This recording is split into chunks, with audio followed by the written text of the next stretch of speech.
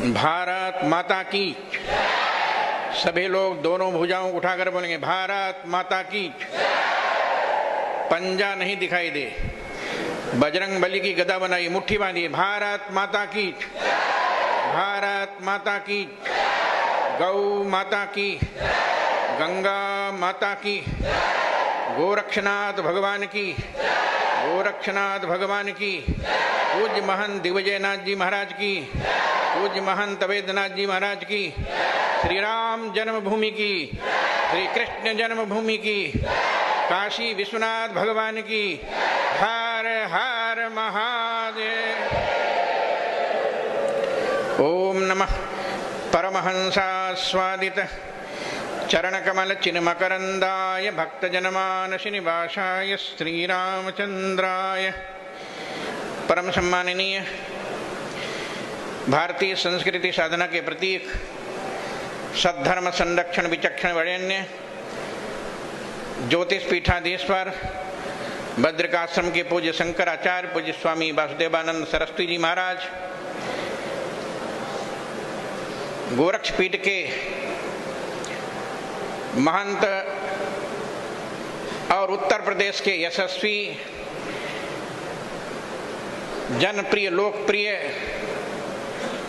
मुख्यमंत्री योगी आदित्यनाथ जी महाराज, मंच पर विराजमान राजस्थान अलवर के सांसद श्री बालकनाथ जी महाराज, मंच पर विराजमान सभी पूज्य संतगण, उपस्थित महानुभावों, पत्रकार बंधुओं, आज एक बार पूरा हम सब लोग गोरक्षपीठ के इस पावन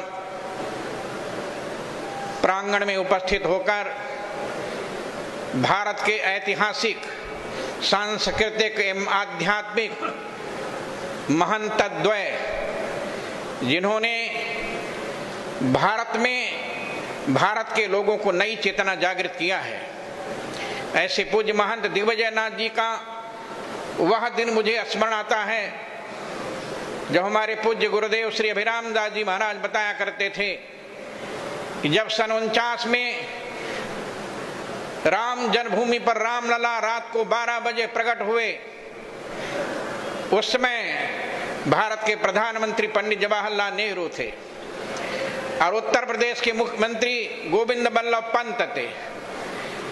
पंडित जवाहरलाल नेहरू ने गोविंद बल्लभ पंत उत्तर प्रदेश के मुख्यमंत्री को आदेश दिया, रामलला की मूर्ति कल हट जानी चाहिए।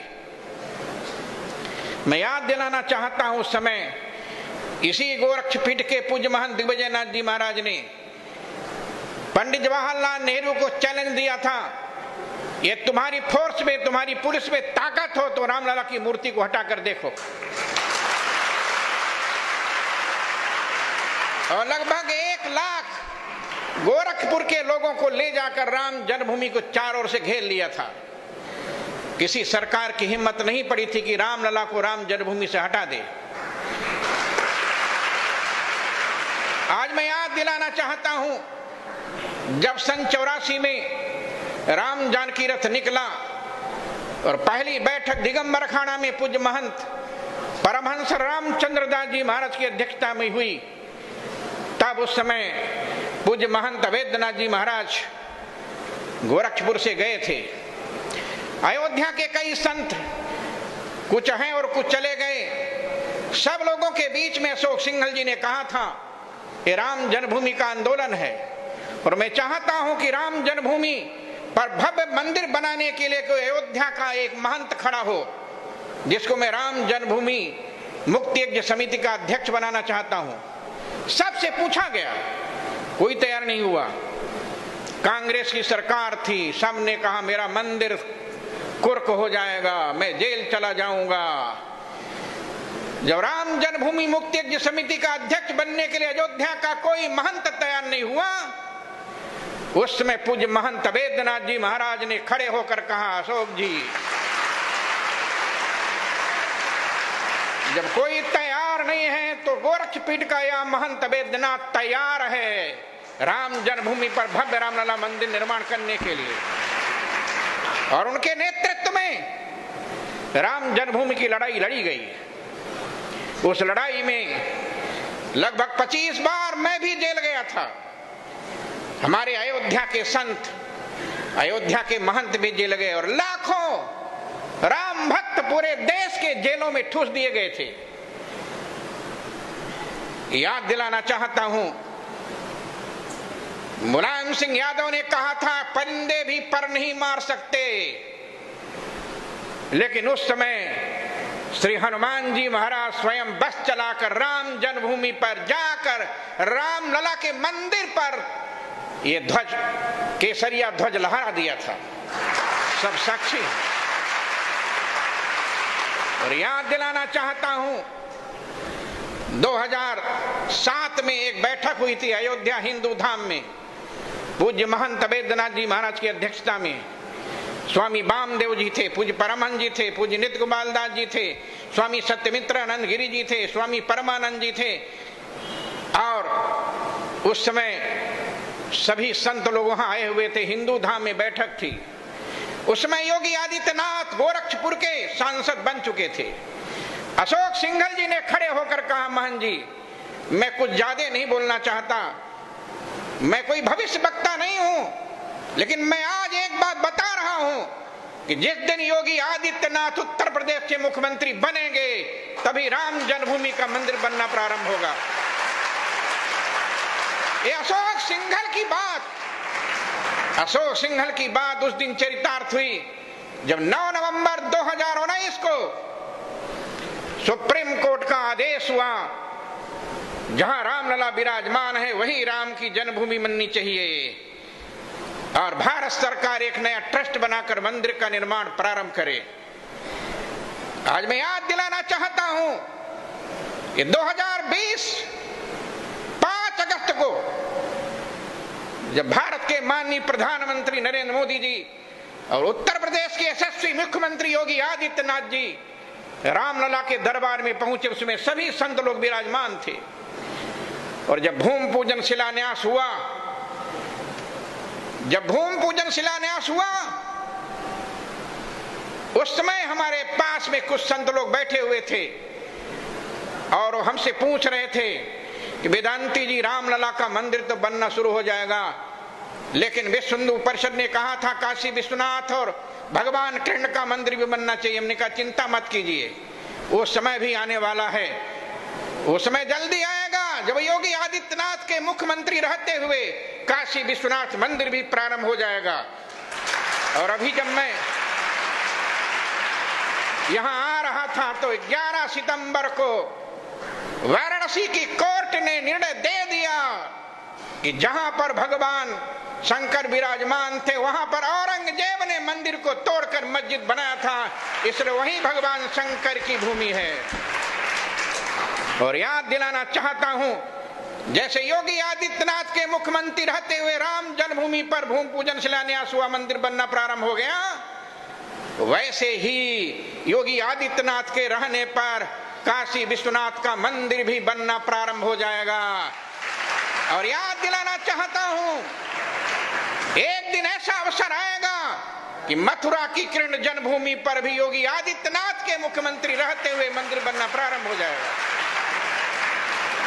आज मैं निवेदन करना चाहता हूं, भारतीय संस्कृति की सुरक्षा के लिए, भारतीय अध्यात्म जगत और सांस्कृतिक सुरक्षा के लिए भगवान गोरखनाथ ने योगी आदित्यनाथ को इस मठ पर भेजा है। और याद दिलाना चाहता हूं, लोग कहते हैं जब हम लोगों ने 84 में राम जानकी रथ प्रारंभ किया था, तब लोगों ने कहा था,